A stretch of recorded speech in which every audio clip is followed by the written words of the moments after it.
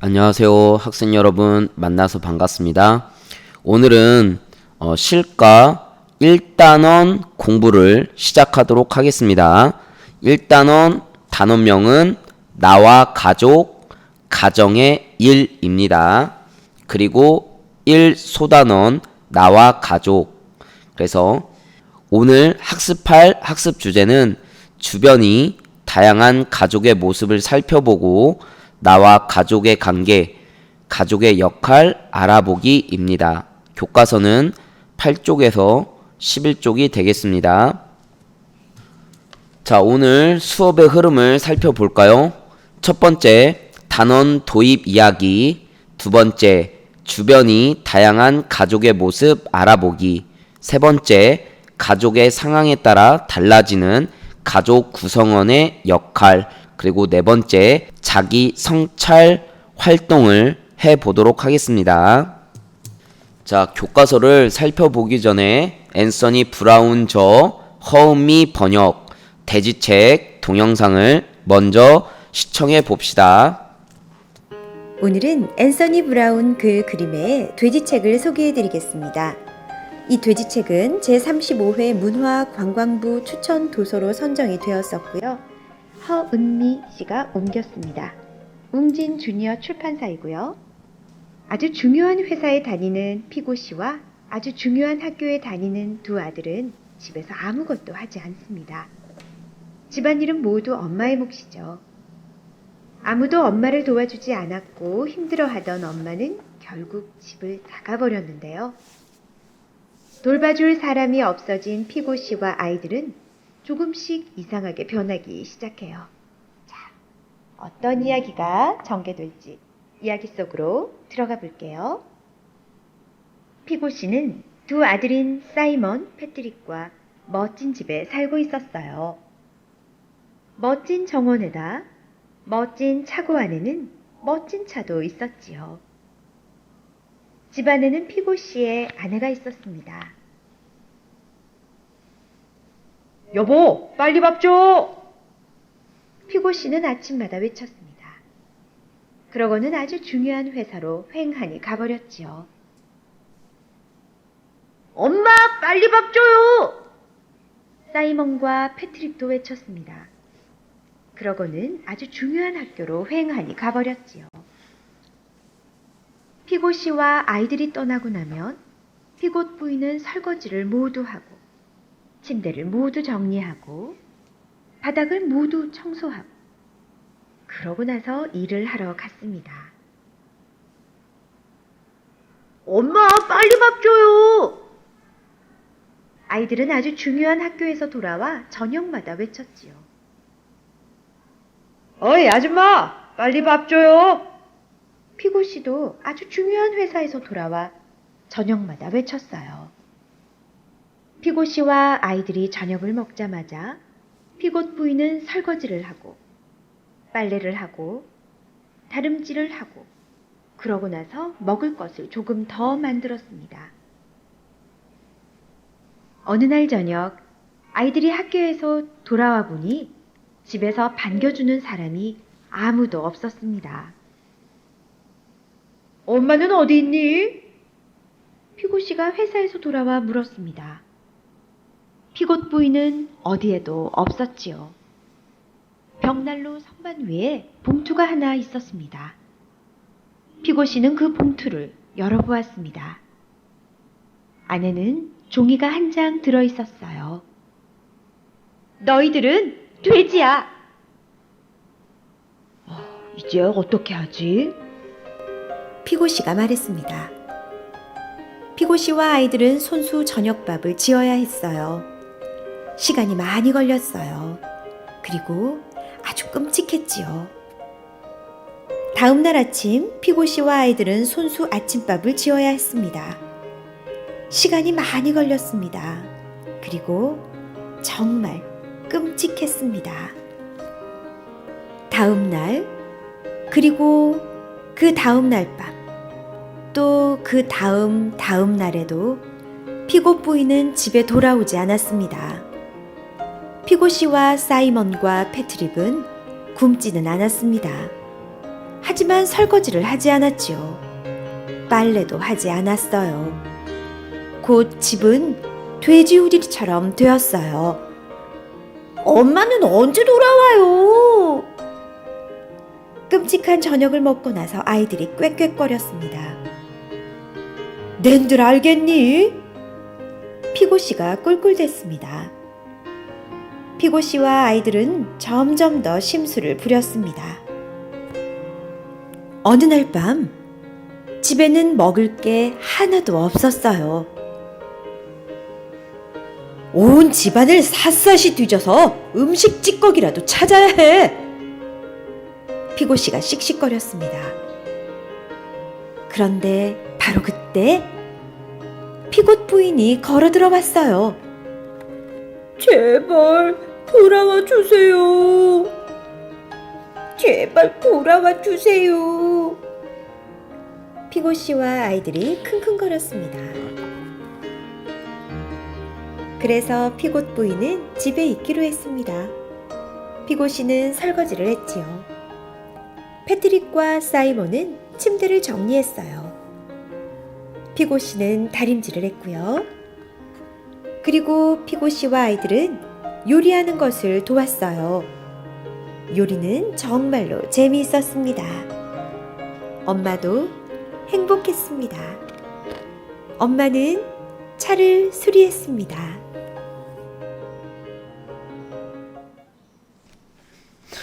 네, 돼지책이라는 그림책 잘 봤나요?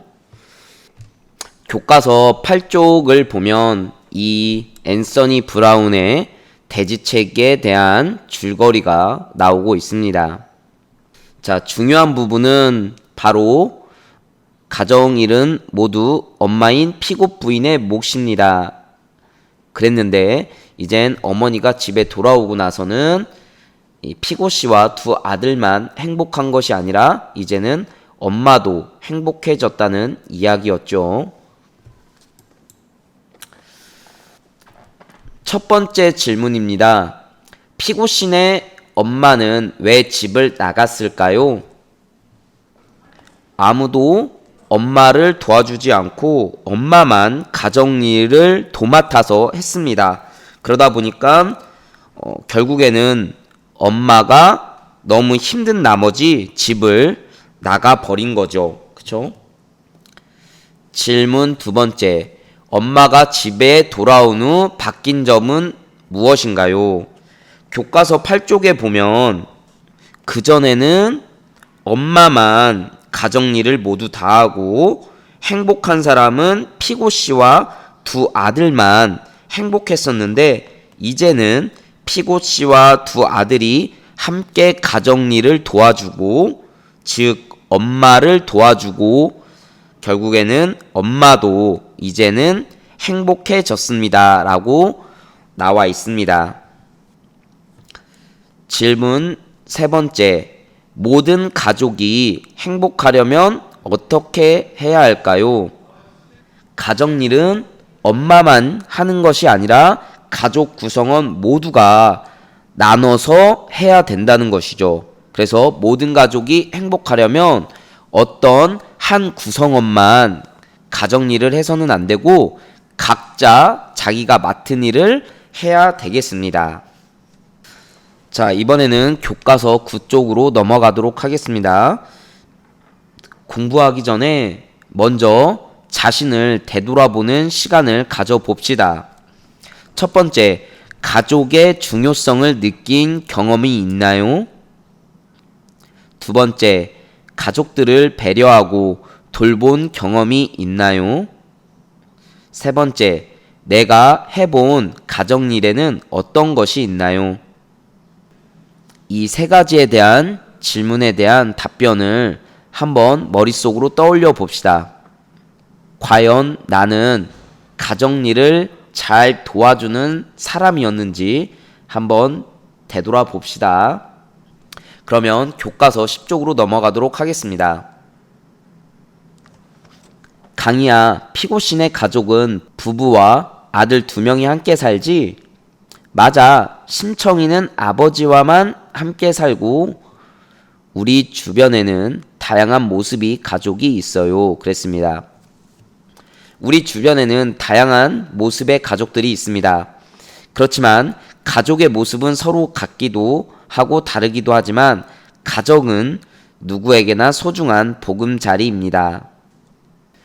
교과서 10쪽 아래에는 이제 여러 가지 다양한 가족의 모습이 나오는데 이 가족의 모습을 살펴보기 전에 우리는 개념을 한번 알고 넘어가도록 하겠습니다.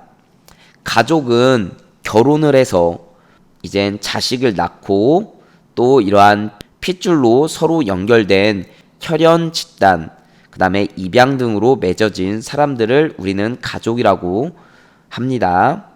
그런데 이러한 가족들이 직장이나 학교 공부 등의 이유로 떨어져 사는 가족이 있습니다.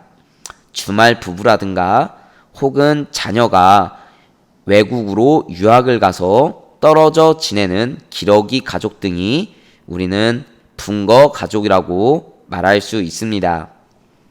또는 혈연 관계를 떠나서 세대나 종교, 취미, 육아 등을 목적으로 공동체를 이루며 살아가는 가족들도 있는데 이러한 가족들을 우리는 공동체 가족이라고 부르고 있습니다.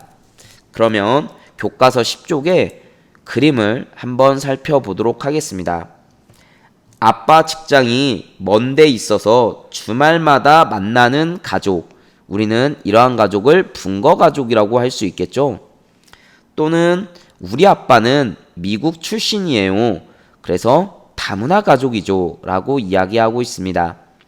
점점 요즘에는 다른 나라의 국적을 가지고 있는 사람과 결혼하는 일이 빈번해지면서 이러한 다문화 가족이 늘어나고 있습니다. 내가 입양대에 왔으니 우린 입양 가족이에요. 특히 1950년 6.25 전쟁이 일어나면서 우리 대한민국의 사람들도 부모님을 잃은 고아들이 많아졌습니다. 그래서 우리나라 사람들도 입양돼서 다른 나라로 간 사람들이 많이 있죠. 그 위에는 할머니, 할아버지와 사는 조손가족이에요. 네, 부모님이 교통사고로 돌아가셨거나 해서 할머니, 할아버지와 사는 그런 조손가정도 있을 것입니다. 그리고 다시 밑으로 내려와서 아내와 사별 후 재혼한 재혼가족이에요. 또 우린 어머니와만 사는 한부모 가족이에요.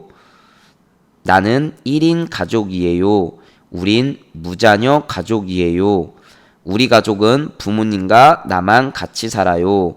우린 육아를 위해 함께 사는 공동체 가족이에요. 이렇게 나오고 있습니다. 따라서 교과서 10쪽 아래에는 다양한 가족의 모습을 나타내주고 있습니다. 이렇게 다양한 가족의 모습을 하고는 있지만 가장 중요한 것은 가정은 누구에게나 소중하고 중요한 그러한 보금자리라는 점입니다. 자, 이번에는 교과서 11쪽으로 넘어가도록 하겠습니다. 교과서 11쪽에는 이제 나와 가족의 관계, 가족의 역할을 알아보아요 라고 나와 있네요. 산이야, 피고신에는 엄마만 가족을 돌본 것 같아. 상황에 따라 도움을 줄 때도 있고 받을 때도 있는 건데 말이야. 가족이라면 도움을 주고받으며 함께 생활해야 해요. 가정은 서로 도움을 주고받으면서 함께 생활하는 곳입니다. 따라서 가족 구성원의 역할은 가족이 처한 상황에 따라서 달라질 수 있겠죠. 따라서 가족 안에서의 나의 위치와 역할을 알고 좋은 가족관계를 유지하기 위해 노력할 필요가 있습니다.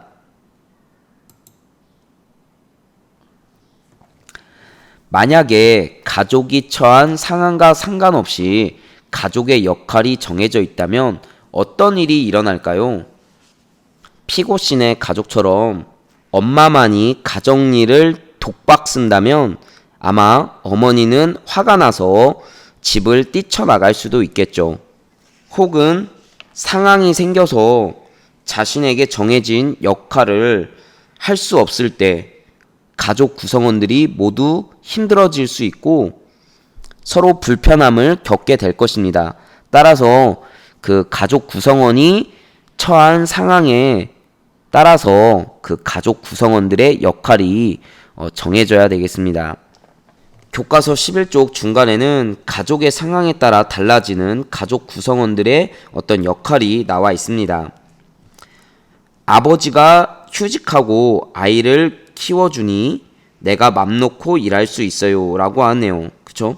그래서 요즘에는 여성들만 육아휴직을 하는 것이 아니라 남성들이 육아휴직을 하고 여성은, 아내는 사회에서 나가서 경력을 쌓을 수 있는 일이 많아지고 있습니다.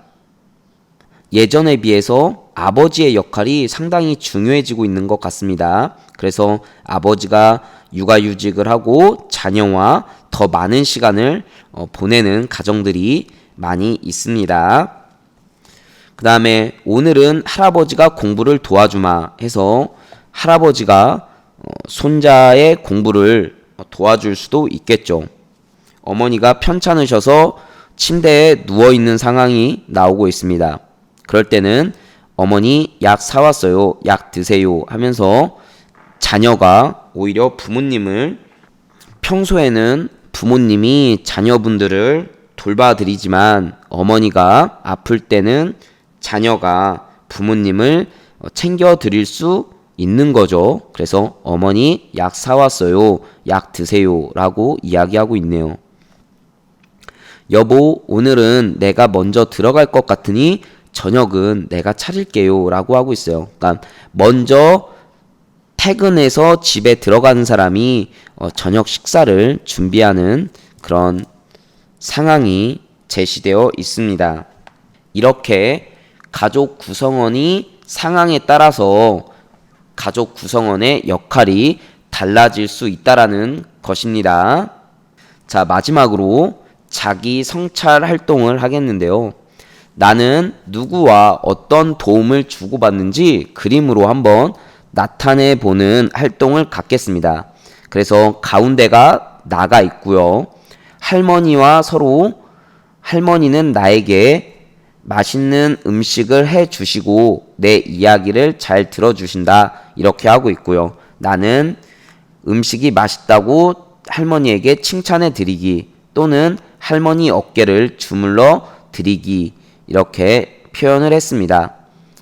빈 란에 가족 구성원의 관계를 적고 어떻게 서로 도움을 주고받는지 한 문장으로 작성하기 바랍니다. 예를 들어서 여기에 아버지라고 적고 나는 아버지의 일을 도와줄 수도 있겠죠. 그래서 여기에 아버지의 일을 도와드린다 혹은 아버지의 구두를 깨끗하게 닦아드린다 이런 식으로 작성하면 되겠습니다. 그러면 아버지는 나에게 약간의 용돈을 줘서 내가 간식을 사 먹을 수 있게 도와준다 뭐 이런 식으로 쓰면 되겠습니다. 이번 시간에 배운 부분을 정리해 보도록 하겠습니다. 두 가지가 굉장히 중요한데요. 첫 번째는 가족의 모습은 서로 달라도 누구에게나 가족은 소중하다는 것입니다. 두 번째는 가족의 상황에 따라서 가족 구성원의 역할이 달라진다. 이 두 가지를 꼭 기억해 주면 좋겠습니다. 자, 오늘도 시청해 주셔서 감사합니다. 다음 시간에 만나도록 하겠습니다. 다음 시간에 만나요.